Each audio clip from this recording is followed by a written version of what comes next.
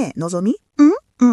外国の人で日本語喋ってても全然違和感ない人っているじゃない？いるいる。あれってなんでだと思う？日本語がペラペラだから。それもあるけど、発音が綺麗だから。それもそうなんだけど、なんかもっと別のことな気がするんだよね。例えば、聞き方じゃないかな。聞き方？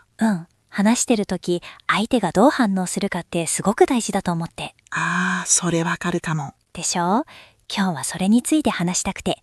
相づちって知ってる？相づち。そう、相づち。改めて聞かれるとどういう意味だっけ？それまさに今日のテーマなんだよね。そういうことか。じゃあ聞かせて。そもそも相づちっていうのは、人が話してる時に聞いてる側が打つ短い反応のことなんだよね。短い反応。例えば、とか、そうそうとか、へーとか、なるほどとか。あれか。そう、あれ。日本語って本当に多いよね、これ。確かに、いつの間にか使ってるよね、みんな。でしょ？よく使われるのを挙げると、はい、そうそう、なるほど、へー、本当に？確かに、そっか、多い。しかも全部ちょっとずつニュアンスが違うんだよ。どう違うの？例えば、なるほどは新しいことを理解した時に使う感じ。そうそうは共感してる時。へーは知らなかったっていう驚き。なんとなくわかる。使い分けてるんだみんな。無意識にね。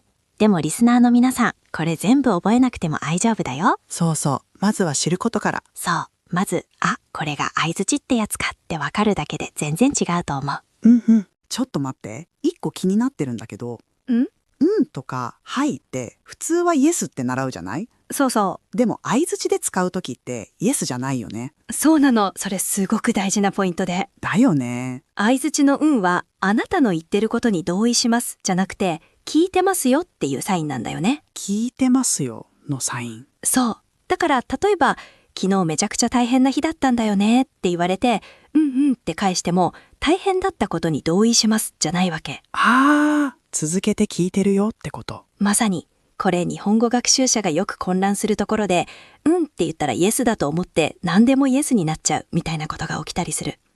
あるある。特にはいは丁寧なシーンでよく使われるんだけど、これも相づちとして聞いてますの意味で使われることが多い。ビジネスの場面とかね。そう、はいはいはいって言いながら話を聞いてるみたいな。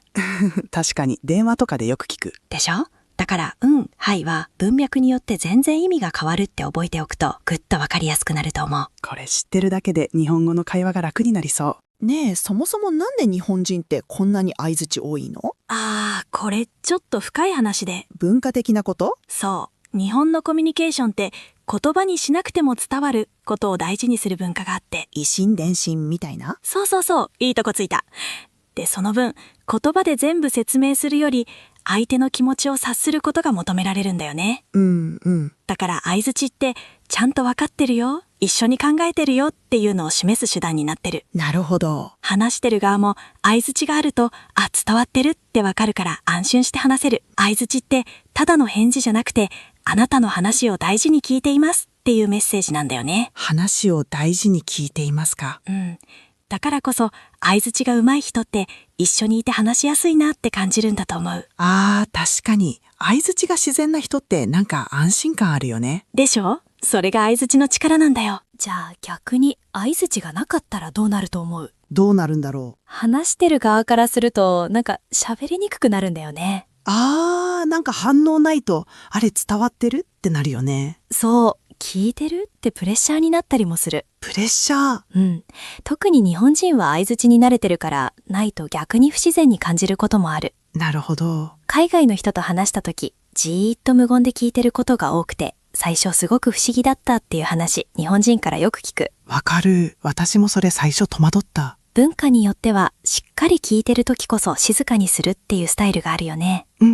だからどっちが正しいわけじゃないんだけど日本語で話すとき、日本人と話すときは相づちがあると相手がめちゃくちゃ話しやすくなるのは間違いない。そうだよね。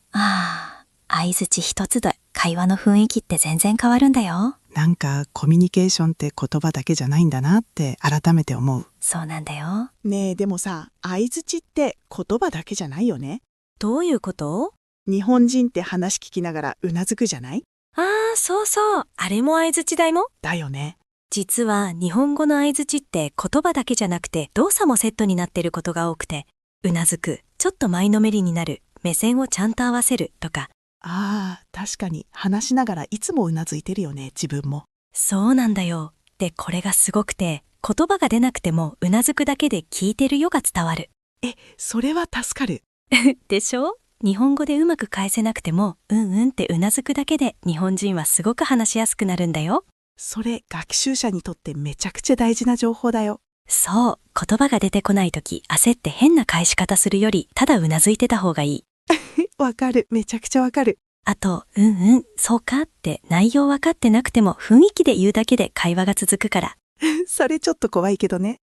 まあね、でも聞いてる姿勢を示すっていう意味ではすごく効果的だよ。なんか言葉が壁にならなくていいって思えるのがいいよね。そうなんだよ。相槌ってそういう力があると思う。